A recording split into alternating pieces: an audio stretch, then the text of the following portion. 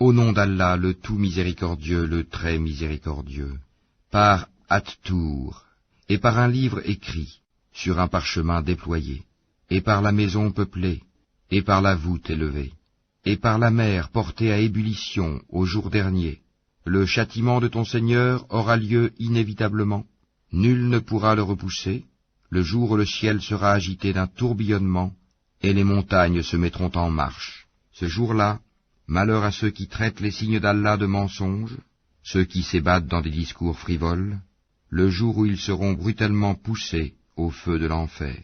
Voilà le feu que vous traitiez de mensonge. Est-ce que cela est de la magie, ou bien ne voyez-vous pas clair? Brûlez dedans, supportez ou ne supportez pas, ce sera égal pour vous. Vous n'êtes rétribués que selon ce que vous faisiez. Les pieux seront dans des jardins et dans des délices, se réjouissant de ce que leur Seigneur leur a donné, et leur Seigneur les aura protégés du châtiment de la fournaise. En récompense de ce que vous faisiez, mangez et buvez en toute sérénité, accoudez sur des lits bien rangés, et nous leur ferons épouser des houris aux grands yeux noirs. Ceux qui auront cru et que leurs descendants auront suivi dans la foi, nous ferons que leurs descendants les rejoignent, et nous ne diminuerons en rien le mérite de leurs œuvres, chacun étant tenu responsable de ce qu'il aura acquis. Nous les pourvoirons abondamment des fruits et des viandes qu'ils désireront. Là ils se passeront les uns les autres une coupe qui ne provoquera ni vanité ni incrimination. Et parmi eux circuleront des garçons à leur service, pareils à des perles bien conservées.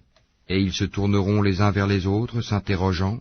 Ils diront, nous vivions au milieu des nôtres dans la crainte d'Allah, puis Allah nous a favorisés et protégés du châtiment de Samoum. Antérieurement, nous l'invoquions, c'est lui certes le charitable, le très miséricordieux. Rappelle donc, et par la grâce de ton Seigneur, tu n'es ni un devin, ni un possédé.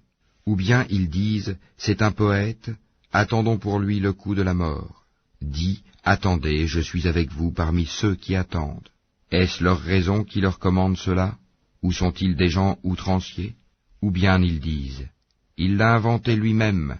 Non, mais ils ne croient pas. Et bien qu'ils produisent un récit pareil à lui, le Coran, s'ils sont véridiques, ont-ils été créés à partir de rien, ou sont-ils eux les créateurs? Ou ont-ils créé les cieux et la terre? Mais ils n'ont plutôt aucune conviction.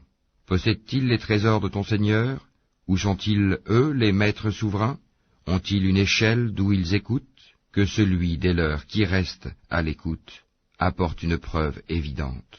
Allah aurait-il les filles, tandis que vous les fils? Ou leur demandes-tu un salaire, de sorte qu'ils soient grevés d'une lourde dette? Ou bien détiennent-ils l'inconnaissable pour le mentionner par écrit? Ou cherchent-ils un stratagème?